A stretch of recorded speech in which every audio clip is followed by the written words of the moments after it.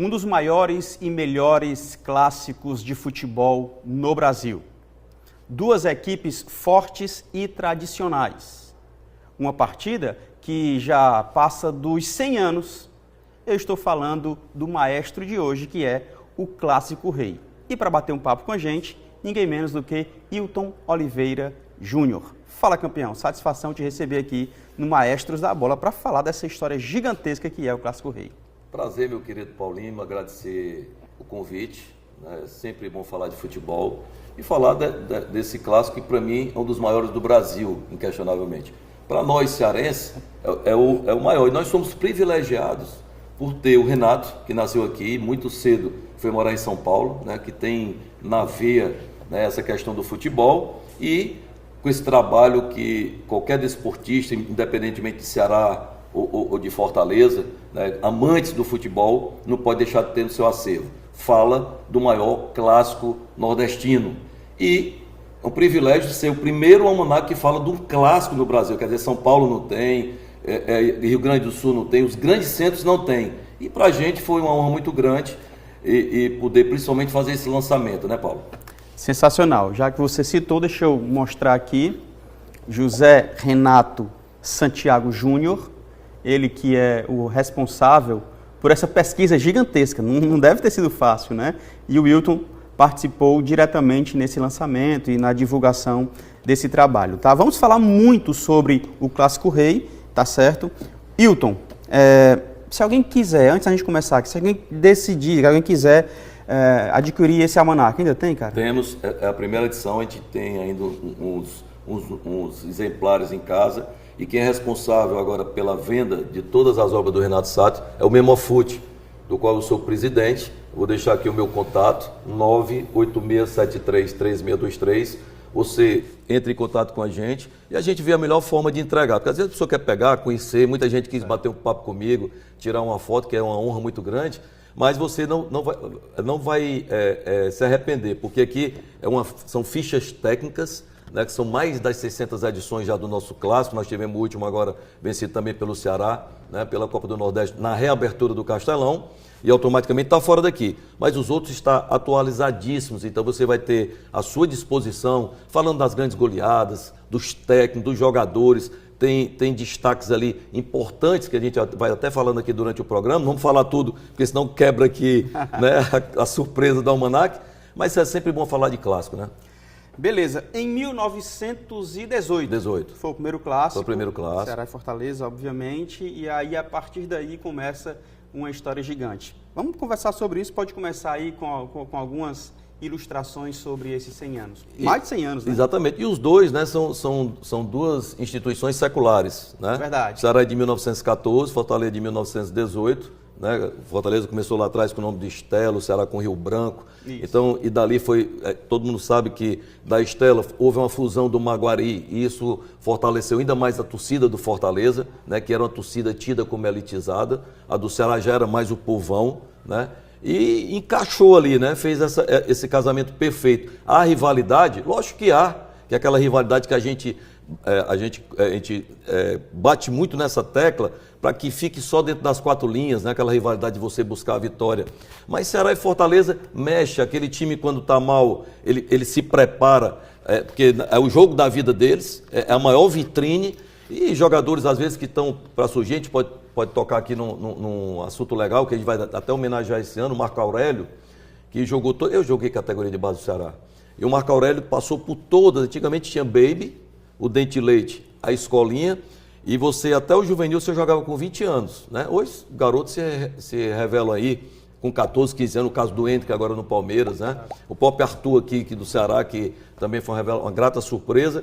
Mas o Marco Aurélio, ele além de ter sido o primeiro jogador amador mais novo a envergar a camisa do Ceará, ele também marcou o primeiro gol. E para você ter uma ideia, eu conversando com ele essa semana, ele até se emocionou, ele nunca foi expulso, Paulo. Que legal. Quer dizer, um jogador de meia, de muita qualidade, eu não o vi jogar, mas quem o viu tece elogios para ele, que era aquele jogador de qualidade, que propõe o jogo, que vai para realmente para definir, né, que tem aquela clara evidência da partida. Então, esses jogadores precisam ser resgatados. E a nossa função dentro do Meu Manfute. E o Renato traz aqui, através dessas fichas técnicas, muita informação para historiador, pesquisador, jornalista como a gente, radialistas, né? Curiosos, estudante de comunicação que às vezes vai fazer aqueles TCOs e às vezes puxa muito para essa questão do futebol dentro das quatro linhas. E aqui, sem dúvida nenhuma, foi de pesquisa importantíssima e que vai o auxiliar para fazer um bom trabalho. Você falou aí do Marco Aurélio, que nunca foi expulso. A gente recebeu aqui o Edmar Araújo, um dos maiores volantes da história do Ceará. E ele se queixa de um dia ter sido expulso, uma única expulsão, de forma injusta. Aí ele questiona muito sobre isso. Mas é legal, porque a gente vê que os atletas, além de jogar muita bola, de buscar a vitória e tal, mas também se preocupavam com a parte disciplinar. Isso é muito legal, tá? Cara, tu saberia me informar? Eu vou te fazer algumas perguntas aqui, a gente vai batendo um papo sobre o Clássico Rei, que não tem coisa melhor, né? O maior artilheiro do Clássico? Rapaz, é o Alcimar, parece que é Alcimar. Eu vou checar para direita. Aqui tem? Tem. Deixa eu... O Ceará teve grandes artilheiros, né, da minha geração. Sim. Por exemplo, o Sérgio Alves, o Hélio Carrasco, que tinha uma identidade muito grande com o Ceará, porque se você for puxar, o Gildo é o maior ídolo da história do Ceará, assim como o Mozart é do Fortaleza, né? Sim. Tem o Pacuti pelo Ferroviário. Então, desfilaram grandes jogadores. Tecnicamente falando, eu não sei se você concorda comigo, o maior centroavante que eu vi do futebol cearense, ou até em bate-papos, foi o Luizinho das Arábias. Cara, aquele cara era fantástico, jogava um absurdo de bola. Eu joguei de zagueiro. E quando você joga com... Quando eu me preparava para jogar com um jogador altamente técnico, Dimas Filgueira, que foi meu treinador, o Alexandre, que está no céu, ele diz assim, jogador que tem qualidade técnica, você não pode dar espaço. Não pode deixar ele girar. E qual é o forte do zagueiro para marcar um jogador de qualidade? É a antecipação. Claro. Né? Quando você vê que vão meter a bola nele, você tem que estar ligado. Né? Esse negócio de altura no futebol, a gente vê jogador com 1,90 m, e eu vi um dos maiores zagueiros do Ceará que tinha 1,69 m, que era o Djalma. Djalma, tecnicamente falando, é um jogador que até hoje eu não vi, nenhum jogador poçarense com a qualidade dele. Sabia jogar, tinha tempo de bola, né? Antecipava. Então foram jogadores que deixaram a sua marca. Nós tivemos aqui em outras épocas, cara, o Uri Geller, Júlio César jogou pelo Fortaleza. Né? Adilton, Zé Eduardo, que foi o maior jogador que eu vi em campo, cara, uma facilidade que hoje eu sempre digo, Paulinho, você deve concordar comigo, que daqui do futebol, que nasceu na nossa base, o maior craque de todos os tempos para mim foi Clodoaldo. Sim. Se ele tivesse tido uma melhor orientação, e aí que eu vi jogar, sim, é inerente do que eu vi jogar com a bola no campo, aquele rapaz fazia chover. Ontem mesmo a gente viu o Galhardo, na cara do gol ali, entrou, o goleiro no chão. Seu Clodoaldo tinha dado uma tapinha, tchau e benção, velho. Né? Porque era um jogador diferenciado. E isso, eu sempre digo o seguinte, o jogar futebol é vocação, é dom. Porque todos nós que a gente abraça uma carreira, a gente faz por amor. E tudo que a gente faz por amor, a tendência é que a gente faça um grande trabalho, que a gente consiga crescer. E a gente tem que acreditar, óbvio, que nós somos o melhor no que fazemos. Sim. Mas a gente tem que reconhecer nos colegas a qualidade de cada um. Sim, sim. Né? No debate, o debate é bom quando ele é acirrado, porque ali você cresce, o outro cresce, e ali você também tem a oportunidade de reconhecer, às vezes você está com um ponto de vista errado. Né? E o futebol, dentro das quatro linhas, não é diferente. O que eu acho mais legal é você, dentro do campo, perdeu ali e reconhecer a vitória. Eu sei que ali no avan, né, da emoção, no momento que você perde, você sai chateado, mas você tem que saber reconhecer a qualidade do outro, principalmente quando o cara consegue obter os 3 pontos, e você se prepara para isso sempre, né? Vamos lá, algumas curiosidades aqui que o Almanac nos traz. Maiores goleadores. Vamos lá. Aqui tem Juracy, que é o Machado. É o Machado. Esse aí que eu estava querendo me lembrar é o Juracy. Juracy Machado fez 30 gols em 33 jogos, uma média de 0,91. Absurdo, viu, cara? Altíssimo no Clássico Rei. O Gildo, que você citou aí, 25 gols em 51 jogos. O Sérgio Alves também, que eu citei. 22 gols. Mitotônio, 21 gols. Croinha, também outro nome expressivo. Clodoaldo, com 18. Geraldino, também expressivo, né? 17. E por aí vai. Com mais cartões, quem se atreve? Com mais cartões? Deixa a enquete aí. Quem se atreve? Deixa aí nos comentários. E no final a gente vai trazer para vocês pelo menos aí os 5 com mais cartões no Clássico Rei. Cara, muito legal. A gente citou aqui alguns nomes expressivos. Teve o Sandro também, que teve uma marca histórica no ano, né? No Fortaleza. Eu acho que foi 39 gols que ele marcou. Em um ano só. Em um ano só. Né? Quer dizer, foi uma marca ali incrível. E depois ele foi para o Ceará e acabou não tendo o mesmo sucesso que ele teve em Fortaleza, né? Você se encaixa dentro do sistema de jogo e dá tudo certo, né? E nem por isso você vai deixar de estar na história ou na galeria dos grandes jogadores. Cara, eu pesquisei o nome Clássico Rei. E, enfim, eu encontrei aqui, mas não é nada oficial, certo? Quem foi que deu esse nome? Você sabe informar? Não, né? Pois eu encontrei aqui, mas aí quem souber, de fato, aí quem souber pode até compartilhar com a gente, porque honestamente eu só pesquisei ali de onde veio o nome Clássico Rei. O nome Clássico Rei foi dado ao confronto em 1968. Não sei se é verdade, tá? Em homenagem ao escritor e poeta cearense Patativa do Assaré. Estou repetindo, tá, gente? Nada oficial, tá? Eu pesquisei de forma aleatória que definiu o jogo como um clássico majestoso, um rei contra o outro. A partir daí, deu-se o nome do jogo Ceará e Fortaleza de Clássico Rei. Eu acho que tem muita fundamentação, mas a gente sempre tem participado, principalmente desde a época que o Cristiano Santos era vivo, a gente sempre bateu papo e são pequenos detalhes, né? Por exemplo, eu estou preparando aí uma obra para ser publicada, que é a Galeria do Desportista, que foi escrita pelo meu pai, que eu li todas no programa Bola é Nossa, lá na Rádio Cidade. E eu estou selecionando os textos, que dá um trabalho danado. Eu quero prestar essa homenagem ao meu pai, que era a minha maior referência. Claro. E eu vou colocar algumas curiosidades, né, ligado ao futebol cearense, que aí já vai ter um pouquinho da minha mão ali, que eu como memorialista, eu quero trazer uma coisa. E esse do Clássico Rei vai ser um dos que, inclusive na minha agenda, né, para a gente conversar, pesquisar, com pessoas antigas, o próprio Tom Barros, com o Júlio Salles, são duas, ambos já estiveram aqui, né? O próprio Farias, né? Para que a gente possa realmente checar as informações e trazer de forma abalizada, né, ali tranquila.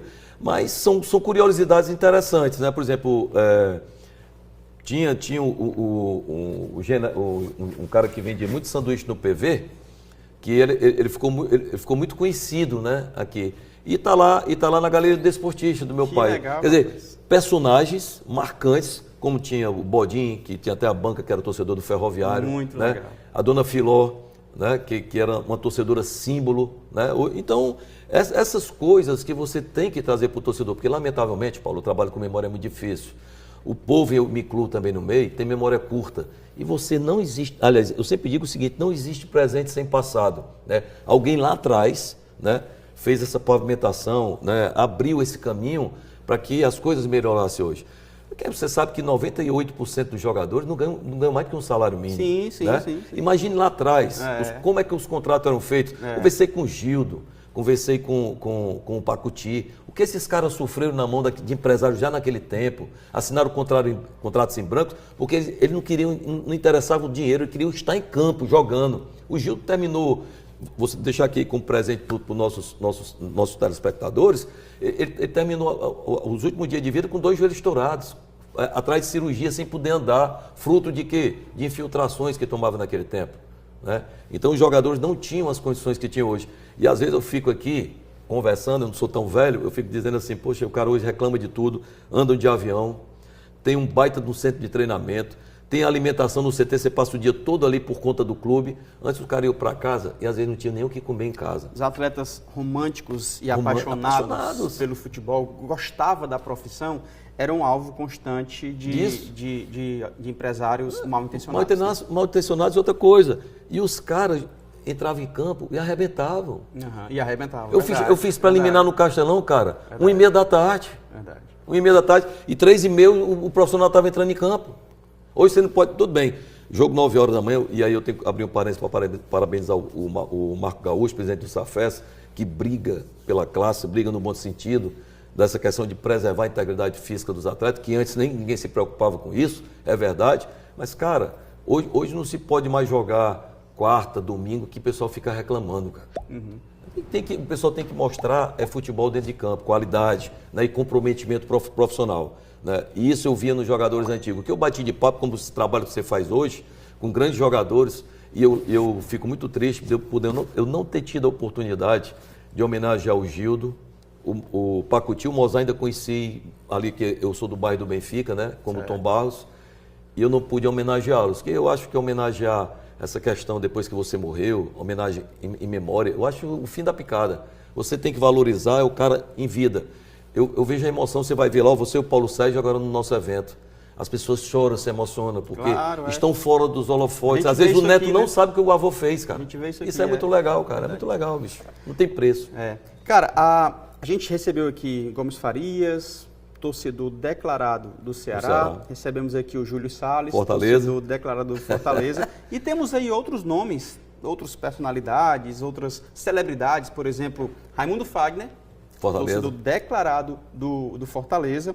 Temos aí o Tom Cavalcante, declarado do Ceará. Alguma outra celebridade assim que vem atualmente que cara, declararam? Como eu sou muito nordestino, o Braulio, grande poeta. Tricolor. Sou fã daquele cara incondicional, tricolor. Eu estive no estádio com ele ali no jogo, a gente bateu um papinho. Pena que a assessoria dele a gente não tem mais acesso, deixa até o espaço aqui da TV, que a gente queria prestar uma homenagem para ele no evento do A Bola é Nossa. No ano passado nós tivemos com o Vicente Neri. Este ano nós estamos trabalhando com o Valdones, que são pessoas que são desportistas também. Eu vou perguntar lá qual time o Valdones torce, porque o Vicente é Fortaleza. E aí a gente, pela história que o cara constrói, né, a gente valoriza muito isso. E que também o cara é desportista, vai para o estádio e torce. E o Braulio é um cara fantástico, cara. Fantástico, as poesias dele mexem realmente ele com... é absurdo. Ele é absurdamente fera e torce Fortaleza, né? Tem o Tiro Lipa, que torce Fortaleza. Adamastor Pitaco. O Adamastor Pitaco, que é Ceará. Ele é Ceará, né? Tem o Wesley Safadão, que é Ceará. Enfim, tem... Esse clássico rei mexe em todas as camadas. A gente vê aí, ó, a gente foi para comédia, a gente foi para o meio artístico, né? A gente foi para poesia, cultura. Então, clássico rei mexe em todas as áreas. Permeia em todas as áreas sociais, as classes sociais. E a gente também, né, cara? A gente se encanta com esse clássico. Eu acho fantástico. A festa da torcida tricolor naquela arquibancada é simplesmente gigante. A festa da torcida alvinegra arrepia, cara. Pronto, é verdade. Quando você vai para o estádio... Aí está a diferença, pelo menos na minha visão. Não só essa, lógico. A gente, quando vai comentar, é diferente. Mas no estádio, quando você vê aquela torcida, é diferente de em casa assistir um jogo, por completamente exemplo. Diferente. Completamente você sente aquele até para a gente comentarista, Paulo, você está no estádio, é totalmente diferente. Você se envolve com a atmosfera, uma atmosfera que mexe com você e acredito que mexa muito com o torcedor. Tem torcedor que morre do coração, infarta no estádio, pelo amor ao clube. A gente recebeu aqui o Belfort, grande atleta de futsal, futebol de salão, e o pai dele morreu na arquibancada assistindo o jogo do Fortaleza, do lado dele lá. Ele até falou sobre isso. Isso é muito marcante, né, cara? É muito marcante e são... É lógico que o clássico, como eu disse, mexe com duas nações fortes, a cidade para, né? Mexe com o turismo também, mexe com a questão de uma pessoa ter uma oportunidade de ganhar um dinheirinho ali extra, né? Somente numa época de hoje, mas a cidade fica diferente quando joga Ceará e Fortaleza, né? E quem vence, obviamente, no outro dia, né, tá radiante, enquanto o outro vai brincar. Isso é que é a brincadeira sadia. O futebol é para isso. Faz parte, lógico, né? lógico. E eu já vi clássicos maravilhosos que não teve gols, mas foi um dos clássicos altamente vibrantes, o padrão tático mostrado por ambas as equipes, a garra determinante, porque a gente sabe que, historicamente, o Fortaleza sempre foi um time mais técnico, aliás, mais raçudo. O Ceará sempre foi um time que mais cadencia, né? Um time que mais técnico, né? E agora, apesar do Ceará estar na Série B, a gente vê o Mourinho trazendo aquela veia paraguaia, tentando implementar dentro do Ceará um pouco mais de raça, né? O Ceará ainda está longe de um time que o torcedor espera, mas a gente já enxerga nisso. Enquanto o Fortaleza trouxe grandes jogadores e o Vojvoda ainda não conseguiu encontrar aquele time, desde a saída do Moisés e do e do menino lá, o Pedro Rocha, que machucou-se necessariamente, a gente torce para que ele se recupere o mais rápido possível, mas ele tem peças, ele vai ajustar em algum momento. Sim, né? sim. O torcedor tem que ter paciência com ambas as equipes, o Ceará principalmente está na reestruturação. Mas clássico, vai ter já aí domingo Ferroviário, que ontem o Fortaleza que se cuida, o Ferrão aí está perigoso, né? Vai ser um grande jogo domingo. Vai ser. E tem um Iguatuzinho de açúcar lá que o Ceará também tem que tomar todos os cuidados. Então, mas o clássico o torcedor está esperando e para mim como comentarista, eu acho que Ceará e Fortaleza sempre tem que chegar na final. Verdade. Pela estrutura, né, Paulinho?